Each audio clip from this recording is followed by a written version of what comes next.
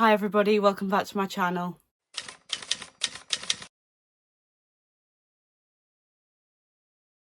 So in today's video, I am going to show you all the books that I bought in February. So I did go a bit crazy in February again.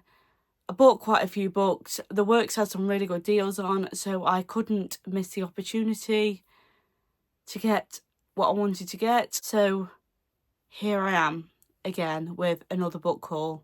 I am putting myself on a book buying ban from now, but we'll see how it goes because there's a few new releases coming out soon that I want to get. So I'm going to try and read more than I buy, but we all know how that goes. So I'm going to just wing it. But yeah, anyway, let's get into the video and I will share with you all the books that I bought in February. So these are in no particular order because I can't personally remember which order I bought them in. So I'm just going to take them off the pile and share them with you one by one. And hopefully we'll get through the giant pile, but we'll see. I'm going to start with the Mortal Instruments box set. These are the Shadowhunters books by Cassandra Clare. I have wanted to read these for the longest time, and I got a really good deal on TikTok Shop. So I got the Mortal Instruments box set. I got the Clockwork Princess box set, and I also got the Bane Chronicles box set, and these was all for £24, I think. Don't quote me on that, but I think it was either £21 or £24. Either way, it was an absolute steal. So I bought these. I have been wanting to read these for the longest time. I watched the series on Netflix a while ago and really enjoyed it, and I've wanted to read the books since then basically, and that was about 4 years ago. So when I saw them on sale, I had to pick them up, and we all know the books are better than the TV adaptations, so I'm really looking forward to these. These follow Clary and her time at the Shadowhunters Academy, and the Shadowhunters are basically people who are ridding the world of demons and vampires and things like that, and this series follows her and her journey with that. I'm not going to read them all individually because I'll be here all day, but that's basically the general idea of it. So this is the Mortal Instruments series, which follows Clary. Like I say, I did also get the Infernal Devices series, which has Clockwork Angel, Clockwork Prince and Clockwork Princess in it. And just reading the back of the first book, it says, when Tessa Gray arrives in England during the reign of Queen Victoria, something terrifying is waiting for her in London's Stanworld, where vampires, warlocks and other supernatural folk stalk the gaslit streets. Friendless and haunted, Tessa seeks refuge with the Shadowhunters, a band of demon hunters drawn even deeper into their world. She finds herself fascinated by and torn between two best friends. So this is a spin-off series from the Shadowhunters books, and I don't really know much about these ones, to be honest, only that you read them in between the Shadowhunters books. That's why I picked them up at the same time. There is different reading orders for these series. I need to look into them and see which one I'm going to prefer. I haven't done that yet, but I will be doing that fairly soon. But yeah, that's the general gist of the Infernal Devices, I believe. I think this is basically the Shadowhunters Academy again, but this is set in Victorian England, so it's almost like a prequel to the Shadowhunters books, I believe. Don't quote me on that because I'm not entirely sure, but that's what I'm getting from it. So yeah, there's them ones. And then I got the Bane Chronicles gift set, which is the Bane Chronicles, Tales from the Shadowhunters Academy and Ghosts of the Shadow Market. And these books again are tie-ins with the Shadowhunters series. Again, you read these in between the Mortal Instruments books, so they're a spin-off series. I think they're all stories that tie into the Shadowhunters and the Shadowhunters Academy. So these would be quite good, I think. So they're the box sets that I got in February. I also have, I'm not sure if you can see it there, but this big pile of books behind me. So the first two books I'm going to show you together because they do go together. They're a duology, and they are Out on a Limb and Out of the Woods by Hannah Bonham Young. And I've heard amazing things about these books online. They're romances, I believe. This one did come with sprayed edges. Let me hold it like that so you can see it properly. But it's just got these little trees and a campfire and a little tent at the top. I thought that was really cute. And Out on a Limb says, Winifred Wynne McNulty has always been wildly independent and not one to be coddled for a limb difference. Wynne has spent most of her life trying to prove that she can do it all on her own. With some minor adjustments, she's done just fine. Hooking up at a costume party with the incredibly charming Beau changes everything. Wynne finds herself pregnant and decides to keep the baby. While Beau is surprisingly elated to step up to the plate, Wynne is unsure of whether she can handle this new challenge. Together, Wynne and Beau decide to get to know one another as friends and nothing more while they embark on this parenting journey together. But, as they both should know by now, life rarely goes according to plan. So that one sounds quite interesting. And Out of the Woods says, high school sweethearts Sarah and Caleb Linwood have always been a sure thing. For the past 17 years, they have had each other's backs through all of life's ups and downs. But Sarah has begun to wonder, who is she without her other half? When she decides to take on a fundraiser in memory of her late mother, Sarah wants nothing more than to prove that she doesn't need Caleb's help to succeed. But the event fails and Caleb uninvitedly steps in to save the day. The rift that follows unearths a decade of grievances and doubts. Are they truly the same people they were when they got married at 19? Are they supposed to be? Desperate to save what they know they once had, Sarah and Caleb join a grueling week-long hiking trip intended to guide couples through rough patches. Can two nature-averse people fight their way out of the woods in order to find their way back to their roots? So again, this one sounds really good. I have heard amazing things about these two books online. They seem to be quite popular on TikTok at the moment, so I saw them in the works. This one was in a 3 for £6 deal and this one was only £6, so I thought, why not pick them up and give them a go? So I got them too.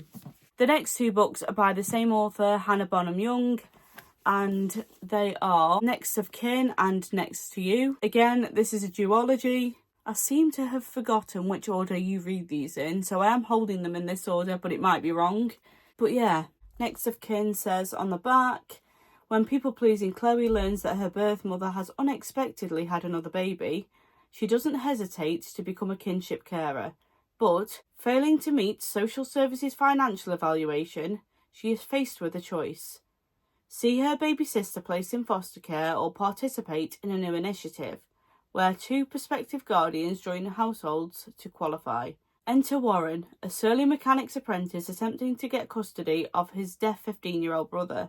From the moment Warren drives up 30 minutes late, blasting music out of his car, Chloe is convinced that this is a very bad idea, but they eventually agree to live together for the sake of their younger siblings. In fact, they're far more similar than she could have imagined. What started as forced begins to feel natural, and far less lonely. Chemistry soon intensifies beyond what either of them can stand, but is their mutual attraction worth risking everything they fought for? So that's what that one says. And then Next to You says, Lane is in the middle of an identity crisis. Her friends are all partnered up, her career is heading nowhere, and she's just not happy.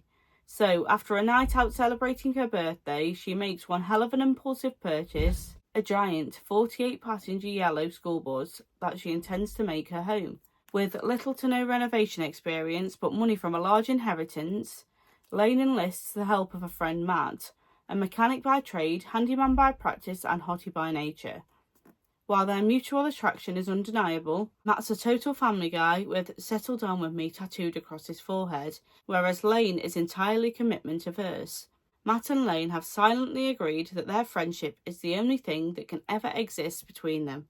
So when Matt offers to help her with the buzz and in the bedroom, Lane's sure it can never work. Can it? So, again, these are romance books and they sound like they're going to be quite interesting. This author, Hannah Bonham Young, seems to be getting a lot of clout online, like I say. So I'm really curious to see whether I personally like her or not. I have bought 4 of her books, so I'm hoping that I like her writing, but we're going to see. So yeah, there's them 2. The next book that I'm going to show you is First Time Caller by B.K. Borison. And this one again was a sprayed edge edition, so I just had to pick it up. I thought it was really pretty. The works do have a lot of nice sprayed edges in at the minute. If that's your thing, it might be worth having a look in there. This one says, Aidan Valentine has a secret. He's fallen out of love with love, which, as the host of Baltimore's romance hotline, Heartstrings, is a bit of a problem. When a young girl calls into the station asking for dating advice for her mother, Lucy, the interview goes viral, thrusting Aidan and Heartstrings into the limelight. Lucy Stone thought she was doing just fine, but with all of Baltimore scrutinising her love life or lack thereof, she begins to question whether she's as happy as she thought. Maybe a little more romance wouldn't be such a bad thing. Everyone wants Lucy to find her happy ending, even the handsome, temperamental man calling the shots. But as sparks start to fly behind the scenes, Lucy must make the final call between a radio-sponsored happily ever after or the man in the headphones next to her. So this one sounds like quite an interesting concept. They're on a radio show and she calls in for love advice for a mum, but she ends up on the show herself. And I think there's a bit of a romance between her and the guy hosting the radio show. So I think this will be quite a nice one to read. I do like a romance as the sunnier weather starts coming in, so I'm looking forward to this one. So the next book I'm going to show you is The Lonely Hearts Quiz League by Lauren Farnsworth. And I got this one again in a 3 for £6 deal at the works, and I thought it sounded really interesting. It says on the back, what do you call 4 strangers with nothing left to lose? A quiz team that might surprise everyone. When Bryony, Harry and Jamie step into the 5 Bells, each has their own motive for being drawn into the warm glow of the pub. Heartbroken Harry can't face his silent flat. Jamie, new to London with her boyfriend, longs to find a fun crowd, and Bryony is trying to remember the promising young woman she was before a positive pregnancy test set her life on a different course. When they spot the advert to join a quiz team and enter a tournament, each signs up, unaware that the organiser, Donna, has her own reason to avoid thinking about home. After a few evenings, the strangers begin to see that they have more in common than they realised. But when everyone's secrets are finally out on the table, will it sabotage the team's chances of making it through? So, again, I thought this was a really interesting concept. They all have their reasons to be out in the pub, and they meet and they form this quiz team. And by the sounds of it, some unlikely friendships. And I just thought it'd be a fun one to read. It seems like it's going to be quite a light-hearted read, so I thought it'd be a nice one as we come into the nicer weather. So there's that one. Another book I bought in February was Falling for Gage by Mia Sheridan, and this is part of the Archer's Voice series. I am currently reading this series. It is so good so far. Archer's Voice was probably my favourite read of the year so far. And I'm reading Travis at the moment. So this is the 3rd book in the series. I did get this in a blind date with a book as well, which was quite a good book to get, to be honest, because like I say, I am reading the rest of the series currently. So I'm really excited for this one. And this book follows Gage Buchanan and his love story. And it says on the back, how is it possible that perfect Gage Buchanan is still single after all these years? Perhaps he hasn't met the right woman, or maybe he's not as perfect as everyone thinks. Gage thought his days of one-night stands were behind him, until he meets a gorgeous cocktail waitress in a town 3 hours away. When she later shows up in his hometown pretending to be an art appraiser, Gage is blindsided but still attracted to the apparent little liar. Aurora, Rory, Castile, is determined to find her father, so when her gallery-owning friend offers to cover for her while she sleuths around, Rory jumps at the chance, but she doesn't anticipate the man she spent one wild night with turning out to be a local. Sure, it puts a wrinkle in Rory's plan, but she can get work around Gage Buchanan, even if it's hard to pretend her heart doesn't flip when he's in the room. She suspects he isn't everything he seems either, but maybe it's perfect Gage's flaws that she's really drawn to. So, like I say, I am reading this series at the moment. I'm really, really enjoying it. The first one follows Archer, the second one follows Travis, and this one follows Gage. And I'm really excited to see Gage's story. He's the millionaire of the town, so I think it's going to be quite an interesting one, to be honest. So yeah, I got that one. The next book I'm going to show you is The Women by Kristin Hannah. I've seen a lot of good things about Kristin Hannah's books online, so I saw this one for £4.50 in my local Tesco and thought I'd pick it up because I'm really curious to read her work for myself. This one says, their friendship changed lives, their bravery changed history. Women can be heroes too. When 20-year-old nursing student Frances Frankie McGrath hears these unexpected words, it is a revelation. Raised on California's idyllic Coronado Island and sheltered by her conservative parents, she has always prided herself on doing the right thing, on being a good girl. But in 1965, the world is changing and she suddenly imagines a very different path for her life. When her brother ships out to serve in Vietnam, she impulsively joins the Army Nurse Corps and follows in his path. As green and inexperienced as the young men sent to Vietnam to fight, Frankie and the brave nurses serving alongside her are overwhelmed by the chaos and destruction of war, as well as the unexpected trauma of coming home to a changed America. But Frankie will also discover the true value of female friendship and the heartbreak that love can cause. Kristin Hannah writes a lot of historical fiction, and I do enjoy historical fiction, so I'm really curious to read one of her books, like I say, and I've really liked the idea of women that are trying to cave their own paths in life, and I just thought it was a really interesting concept, so I am really excited for this one. But yeah, this is another book I bought in February. Another book I bought in February was Deep End by Ali Hazelwood. This one is Ali Hazelwood's latest release. I have read some of her stuff before. I do quite enjoy Ali Hazelwood's writing, so I thought I'd pick this up. And again, I've seen a lot about this online. Everybody's going crazy for it. She is quite a popular author, so I do understand it.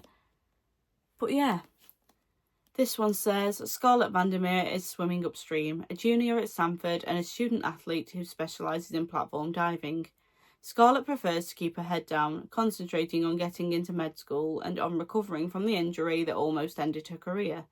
She has no time for relationships, at least that's what she tells herself. Swim captain, world champion, all-round aquatics golden boy Lucas Blomqvist thrives on discipline. It's how he wins gold medals and breaks records. Complete focus with every stroke. On the surface, Lucas and Scarlett have nothing in common until a well-guarded secret slips out and everything changes. So they start an arrangement, and as the pressure leading to the Olympics heats up, so does their relationship. It was supposed to be just a temporary, mutually satisfying fling, but when staying away from Lucas becomes impossible, Scarlett realises that her heart might be treading into dangerous water. So it is a sports romance. Sports romance is something I wouldn't usually pick up, so I'm curious to see how Ali Hazelwood writes a sports romance.